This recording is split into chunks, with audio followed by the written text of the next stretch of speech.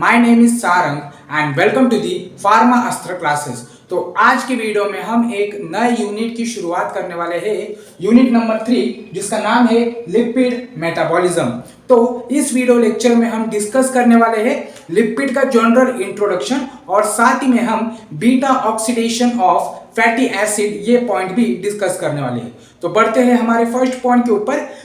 तो पहले पॉइंट के ऊपर जाने से पहले मैं आप सभी को एक जनरल इंट्रोडक्शन देना चाहूंगा, एक जनरल आइडिया, एक जनरल कंसेप्ट बताना चाहूंगा कि लिपिड एक्चुअली होता क्या है। तो पहला पॉइंट है lipid are also known as ट्राइएसिल ग्लिसरॉल्स, जो कि हमारे बॉडी में 80 to 90% एग्जिस्ट करता है in the form of body lipid. तो लिपिड को हम ट्राइएसिल ग्लिसरॉल्स भी बोल सकते हैं या फिर ट्राइएसिल ग्लिसराइड्स भी बोल सकते हैं। सेकंड पॉइंट है it is also known as neutral fats stored in adipose tissue, serves as reserve energy source of the body. तो ट्राइएसिल ग्लिसरॉल, ट्राइएसिल ग्लिसराइड के साथ ही साथ हम लिपिड को न्यूट्रल फैट्स भी बोल सकते हैं, जो कि हमारे बॉडी के एडिपोज टिश्यू में स्टोर्ड रहता है, जिसका काम यह होता है कि जो लिपिड्स स्टोर्ड है हमारे बॉडी में वो एक as a reserve form of energy की तरह बिहेव करता है, रिजर्व एनर्जी की तरह बिहेव करता है। नेक्स्ट पॉइंट ट्राइएसिल ग्लिसरॉल्स, जिसको हम शॉर्ट फॉर्म में TAG भी बोल सकते हैं, are concentrated form of energy yielding 9 calories per gram, carbohydrate and protein yields 4 calories per gram of energy. तो जो ट्राइएसिल ग्लिसरॉल है या फिर जो लिपिड है वो हमारे बॉडी में एक कंसंट्रेटेड एनर्जी सोर्स की तरह बिहेव करता है। मतलब इसका क्या मतलब हो सकता है, 1 ग्राम का लिपिड 9 कैलोरीज की एनर्जी प्रोड्यूस करता है, और देखा जाए तो कार्बोहाइड्रेट्स एंड लिपिड्स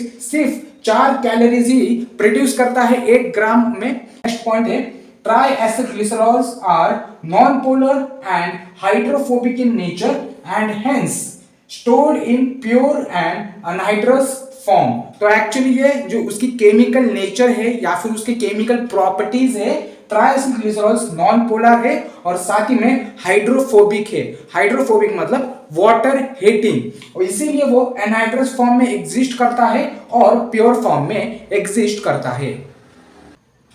इसके बाद आते हैं हमारा नेक्स्ट पॉइंट के ऊपर। 1 gram of lipid stored in body yields nearly 6 times as much energy as 1 gram of glycogen। तो इस पॉइंट का ये मतलब होता है 1 ग्राम ऑफ लिपिड 6 टाइम्स ज्यादा एनर्जी को प्रोड्यूस करता है as compare to the 1 gram of glycogen. Next point long chain fatty acids are ideal storage fuel energy reserve of the body.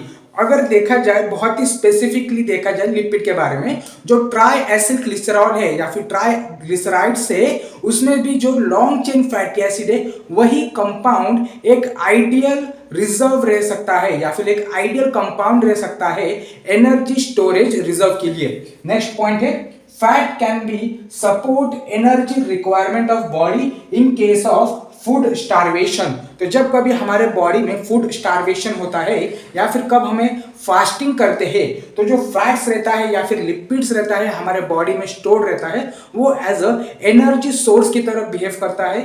उसके बाद next point lipids can also act as insulating material for maintaining body temperature. तो actually last वाला point function है lipid का। तो lipid actually एक body temperature maintain करने के लिए भी जो एक कंपोनेंट रहता है वो उसके लिए भी वो बिहेव करता है एज ए इंसुलेटिंग मटेरियल की तरह बिहेव करता है। मतलब जो भी एनर्जी या फिर जो भी हीट हमारे बॉडी में प्रोड्यूस हो रही है मेटाबॉलिक रिएक्शन के दौरान, उसी हीट को बाहर जाने नहीं दे रहा है, वही एक एज ए इंसुलेटिंग मटेरियल की तरह बिहेव कर रहा है। तो उसके बाद आते हैं जो सबसे मोस्ट इंपॉर्टेंट पॉइंट है इस वीडियो लेक्चर का, जिसका नाम है beta oxidation of saturated fatty acid. तो ये बहुत ही इंपॉर्टेंट पॉइंट है आपके GPAT, NIPER, semester exam, drug inspector, government pharmacy exam में इसके ऊपर क्वेश्चन पूछा जाता है। तो बढ़ते हैं इसके पहले पॉइंट के ऊपर।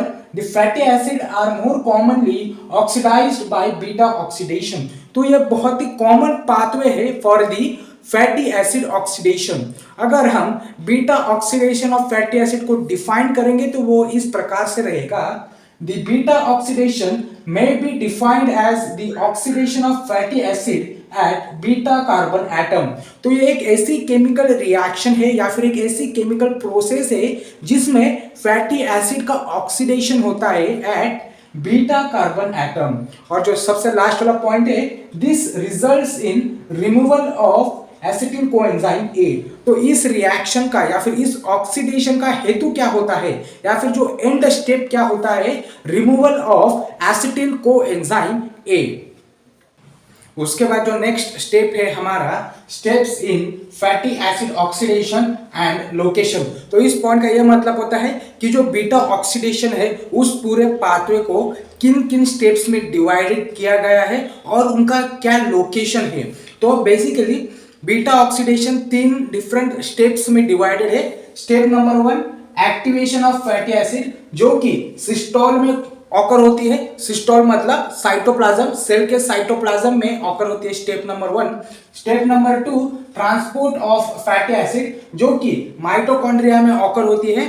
And step number 3 is beta oxidation proper, जो कि माइटोकॉन्ड्रियल मैट्रिक्स में ऑकर होती है। मतलब माइटोकॉन्ड्रिया का जो साइटोप्लाज्म है या फिर जो इनर मेम्ब्रेनस मैट्रिक्स है वहां पे ये थर्ड स्टेप ऑकर होती है।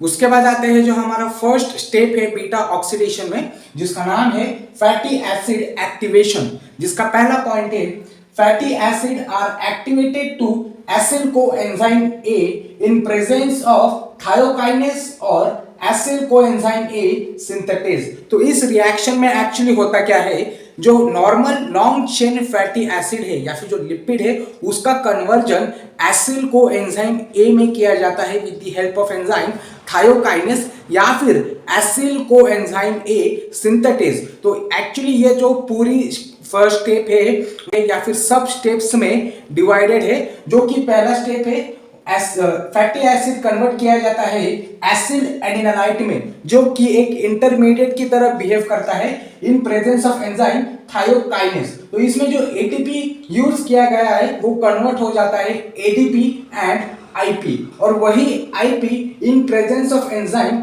पायरोफॉस्फेटेज में कन्वर्ट हो जाता है 2IP में। उसी के बाद एसिल एडिनालाइट, जो कि इंटरमीडिएट है, वो फिर से ट्रांसफॉर्म हो जाता है एंड प्रोडक्ट में एसिल कोएंजाइम ए। उसके बाद आते हैं जो स्टेप नंबर 2 है बीटा ऑक्सीडेशन का, transport of fatty acid into mitochondria, जिसका पहला पॉइंट है, इट ऑकर्स इन 4 स्टेप्स। तो ये जो स्टेप है ट्रांसफर ऑफ फैटी एसिड, जो कि 4 डिफरेंट सब स्टेप्स में डिवाइडेड है। तो पहला सब स्टेप है, acyl group of acyl coenzyme A is transferred to carnitine which is catalysed by carnitine palmitoyl transferase first. तो जो पहला सब स्टेप है इसमें एक्चुअली होता क्या है, जो एसिल ग्रुप है एसिल कोएंजाइम ए का, वो ट्रांसफर हो जाता है या फिर कन्वर्ट हो जाता है in carnitine with the help of enzyme carnitine palmitoyl transferase first. अगर इस एंजाइम का एग्जैक्ट लोकेशन हम देखेंगे तो वो रहेगा outer surface of inner mitochondrial membrane. जो ये एंजाइम है कार्निटिन पैल्मिटोइल ट्रांसफरेज फर्स्ट, ये एक्चुअली माइटोकॉन्ड्रिया के इनर मेम्ब्रेन के आउटर सरफेस में मौजूद है।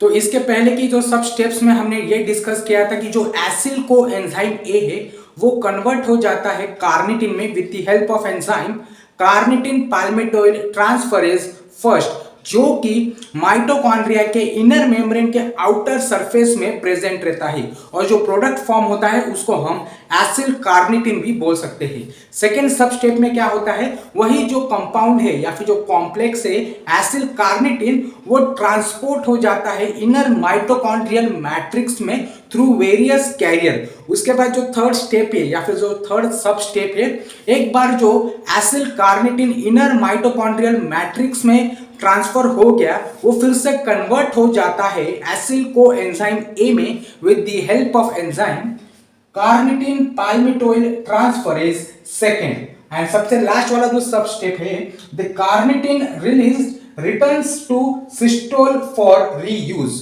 तो उसके बाद ये जो थर्ड स्टेप के बाद एसिल कोएंजाइम ए का प्रोडक्शन होने के बाद जो कार्निटिन भी रिलीज होता है वो फिर से साइटोप्लाज्म में रिलीज होता है फॉर इट्स रीयूज। उसके बाद आता है जो हमारा स्टेप नंबर 3 है जिसका नाम है बीटा ऑक्सीडेशन प्रॉपर। तो इस स्टेप को परफॉर्म करने के लिए बहुत सारे एंजाइम्स की जरूरत होती है और ये स्टेप 4 सब स्टेप में डिवाइडेड है। जो तो सबसे पहला सब स्टेप है ऑक्सीडेशन, फिर आता है हाइड्रेशन, फिर आता है फिर से ऑक्सीजन एंड सबसे लास्ट है क्लीवेज। उसके बाद आता है जो फर्स्ट सब स्टेप है जिसको हम ऑक्सीडेशन भी बोल सकते हैं। इसमें एक्चुअली होता क्या है, एसिल कोएंजाइम ए का डिहाइड्रोजिनेशन होता है, मतलब उसमें से एक हाइड्रोजन एटम को निकाल दिया जाता है या फिर रिलीज किया जाता है with the help of enzyme acyl coenzyme A dehydrogenase. उसके बाद नेक्स्ट सब स्टेप है हाइड्रेशन। उसमें क्या होता है, there is hydration of double bond which leads to formation of beta hydroxyl coenzyme A in presence of enzyme enol coenzyme A hydratase। तो इसमें एक्चुअली होता है क्या है, एक बार डिहाइड्रोजनेशन हो जाने के बाद उसमें हाइड्रेशन होता है to lead to the formation of beta hydroxyl coenzyme A in presence of enzyme enol coenzyme A hydratase। उसके बाद जो थर्ड सब स्टेप है जो है ऑक्सीडेशन, जिसका पहला पॉइंट है beta hydroxyl acyl coenzyme A dehydrogenase catalyzes second oxidation and produces beta keto acyl coenzyme A and NADPH। तो इस रिएक्शन में फिर से ऑक्सीडेशन होता है in presence of enzyme beta hydroxy acyl coenzyme A dehydrogenase और product form होते हैं beta keto acyl coenzyme A and NADPH। और सबसे लास्ट वाला सब स्टेप है cleavage. In this step liberation of 2 carbon fragment acetyl coenzyme A to acyl coenzyme A in presence of thiolase. तो इस reaction में actually होता क्या है, क्लीवेज रिएक्शन में जो कंपाउंड फॉर्म हुआ है beta keto acyl coenzyme A वो डिवाइड हो जाता है एसिटिल कोएंजाइम A में एंड एसिल कोएंजाइम A में in presence of enzyme thiolase. Next point है the new acyl coenzyme A contains 1 carbon less which re-enters beta oxidation cycle. तो जो 2 fragment बने हैं या फिर जो 2 प्रोडक्ट बने हैं उसमें का जो एसिल कोएंजाइम A है वो उसमें 1 कार्बन लेस रहता है जो कि फिर से बीटा ऑक्सीडेशन के साइकिल में री एंटर होता है और ये साइकिल फिर से रिपीट होता है। तो उसके बाद सबसे लास्ट वाला पॉइंट ये रहेगा द ओवरऑल रिएक्शन इज, ये जो बीटा ऑक्सीडेशन साइकिल है या फिर बीटा ऑक्सीडेशन प्रोसेस है वो एक कौन सी स्टेप है, 1 लाइन रिएक्शन अगर हम देखेंगे तो acyl coenzyme A plus NAD plus FAD plus H2O plus CO ASH gives acyl coenzyme A plus acetyl coenzyme A plus NADH2 plus FADH2 plus H plus.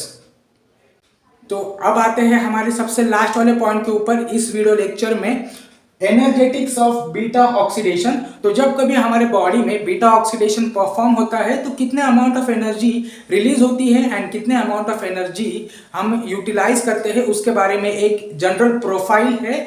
तो एक molecule of lipid को oxidise करने के लिए beta oxidation के 7 cycles repeat होते हैं और इन्हीं 7 साइकिल के रिपीटेशन के दौरान हर एक साइकिल में एक NADH2 एंड एक FADH2 मॉलिक्यूल्स या फिर कोएंजाइम्स प्रोड्यूस होते हैं।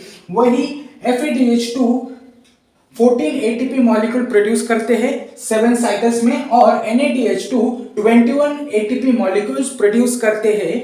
उसके बाद फ्रॉम 8 एसिटिल कोएंजाइम A, जब इसके पहले के पॉइंट में हमने डिस्कस किया था कि जो एसिटिल कोएंजाइम A प्रोड्यूस होते हैं जो कि 8 एसिटिल कोएंजाइम रहते हैं ऑक्सीडाइज्ड बाय क्रेब्स साइकिल जो कि 96 ATP मॉलिक्यूल प्रोड्यूस करते हैं। So the total energy from 1 mole of palmitoyl coenzyme A will be 131 ATP molecules और इन्हीं साइकिल्स में 2 ATP मॉलिक्यूल्स का यूटिलाइजेशन किया जाता है। तो जो नेट ATP मॉलिक्यूल रहते हैं वो रहेगा 129 ATP मॉलिक्यूल्स। उसके बाद जो नेक्स्ट पॉइंट हम डिस्कस करेंगे, standard free energy of palmitol is 2340 calories. तो जो स्टैंडर्ड एनर्जी कैलोरी वैल्यू है पाल्मिटोल का वो रहेगा 2340 calories, but the energy yield bye its oxidation is 129 ATP molecules. पर जब कभी जो एटीपी प्रोडक्शन हुआ है बीटा ऑक्सीडेशन में वो रहेगा 129 एटीपी। तो 129 into 7.3 is equal to 940 calories, जो कि हमारे बॉडी के एनर्जी प्रोडक्शन में 40% काउंट करता है। आप सभी को डाउट आ रहा होगा कि ये 7.3 कहां से आ रहा है, तो ये 7.3 एक्चुअली 1 कैलोरीज की वैल्यू है। So that's for it today guys. अभी तक आपने लाइक नहीं किया है तो like, share and subscribe to the Pharma Astra classes. अगर आपको किसी भी पॉइंट के ऊपर डाउट है तो आप मुझे बेझिझक होकर कमेंट सेक्शन में पूछ सकते हो। मैं पूरी कोशिश करूंगा कि आपका डाउट सॉल्व कर सकूं। Thank you.